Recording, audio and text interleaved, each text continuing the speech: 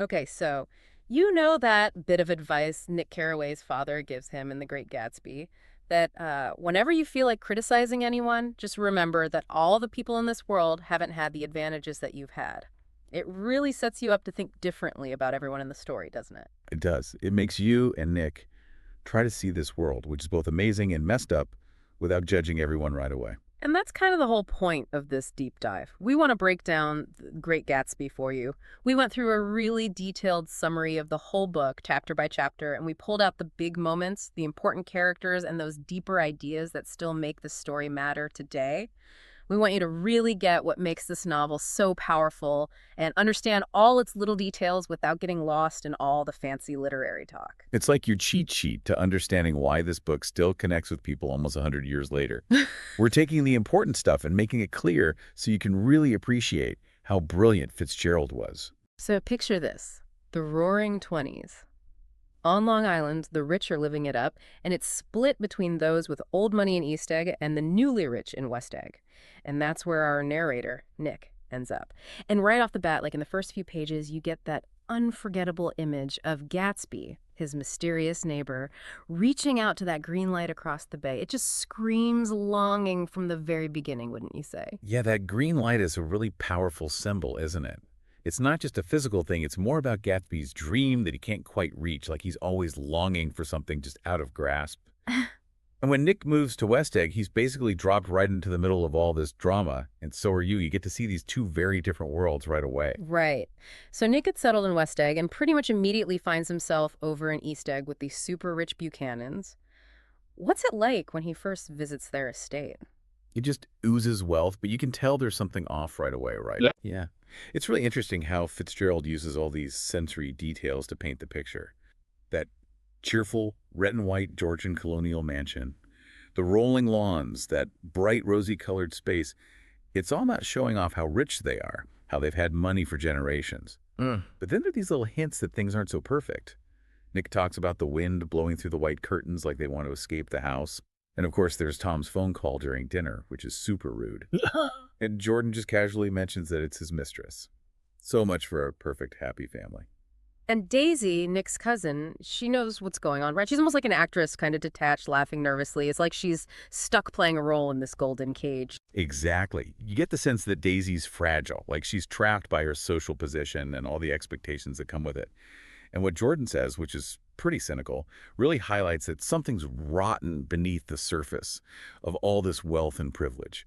And it's important to remember that Nick's so different. He's in a pretty modest rented house in West Egg, clearly an outsider, peering into this world of crazy extravagance.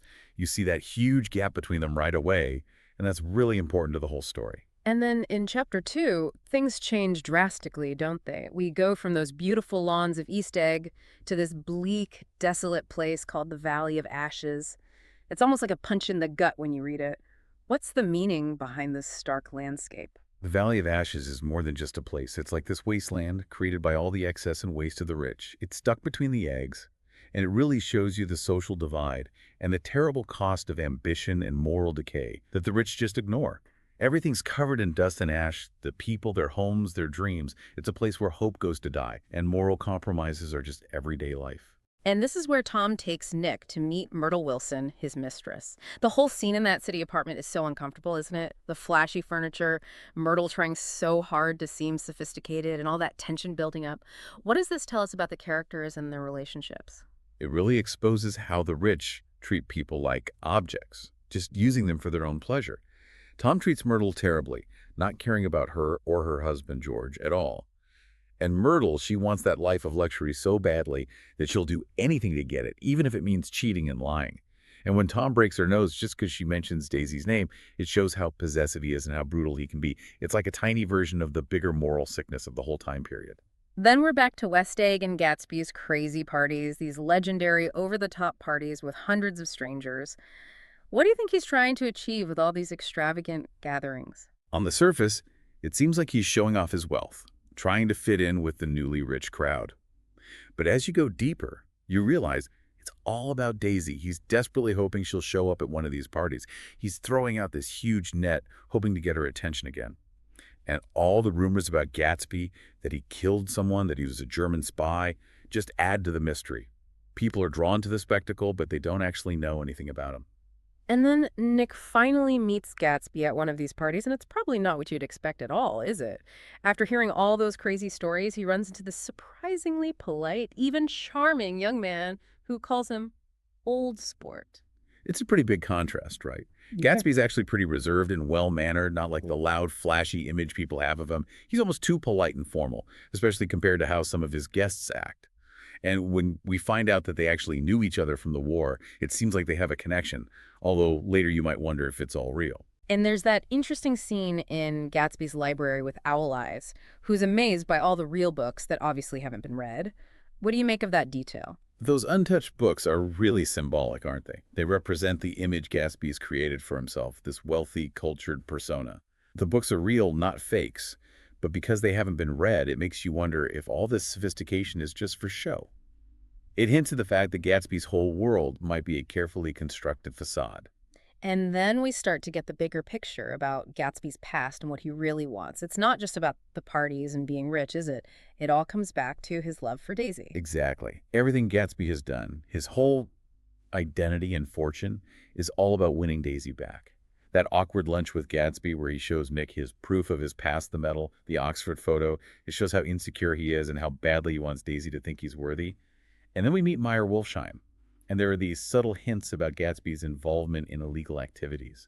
It makes you question how he got his money. And then Jordan Baker fills in the gaps, telling Nick about Gatsby and Daisy's passionate love affair before the war.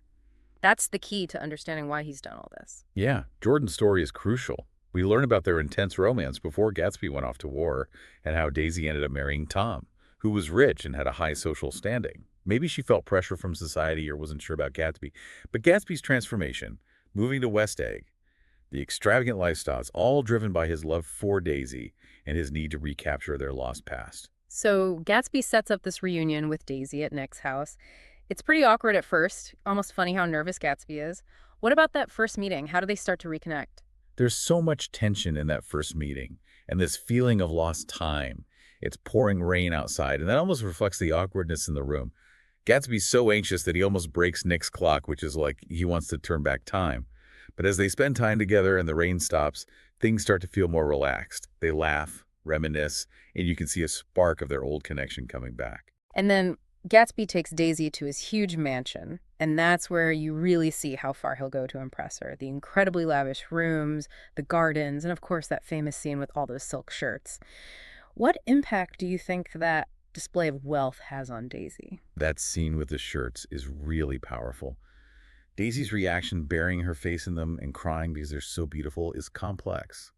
Part of it is definitely awe at Gatsby's wealth and the kind of life she could have had, but there's also sadness, like she realizes how much time they've lost and maybe the sacrifices Gatsby has made. It's a moment of triumph for Gatsby. He's finally showing her what he's accomplished, but also a moment of tragedy because it shows how superficial he is about winning her back. And then he points out the green light again, the symbol of his dream, but it means something different now that Daisy's actually there with him, right? Right. The green light used to be this far-off, almost magical ideal, but now that Daisy's there, it loses that mystique.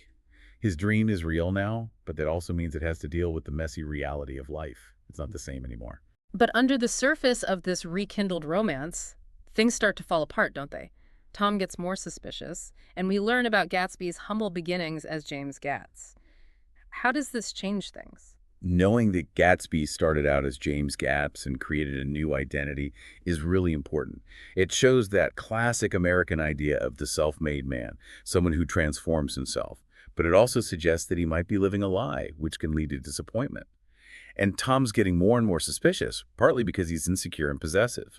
He sees Gatsby's wealth and charm as a threat to his position and his control over Daisy. And when he goes to Gatsby's party, you can feel the tension. And Gatsby seems to think that Daisy will just forget about the past 5 years with Tom. Like she'll say she never loved him. It seems pretty unrealistic. It definitely is.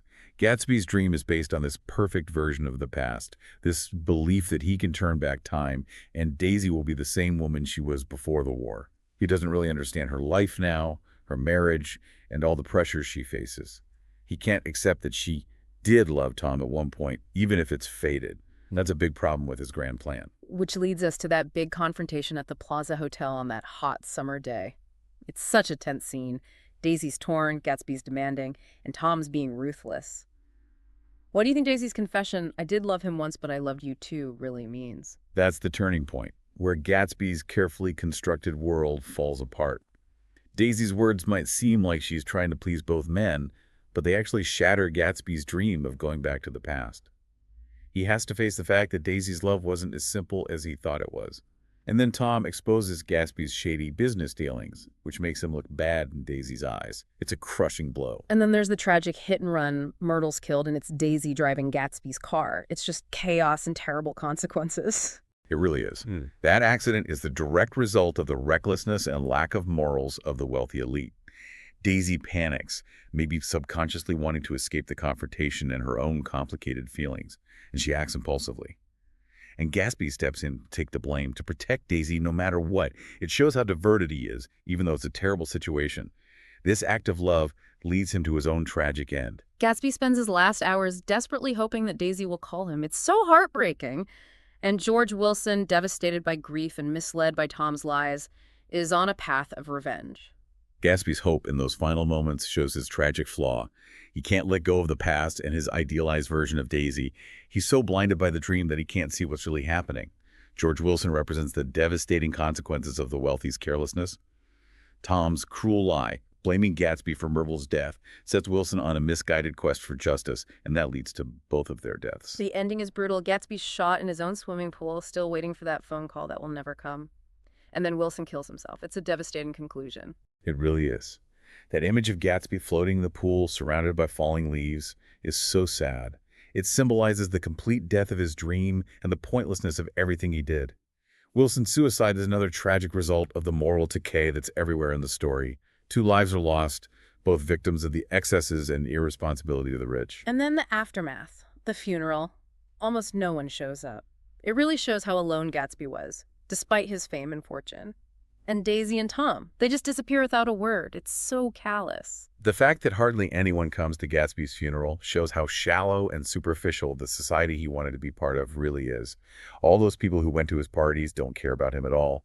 And Daisy and Tom leaving without even acknowledging his death shows how selfish and careless they are. They don't care about the consequences of their actions. It makes Nick realize how corrupt that whole world is, and he decides to leave West Egg. When Nick runs into Tom again, and Tom just casually admits to telling Wilson that Gatsby owned the car, it really shows how morally bankrupt they are. They just hide behind their wealth and leave everyone else to deal with the mess they've made. Absolutely.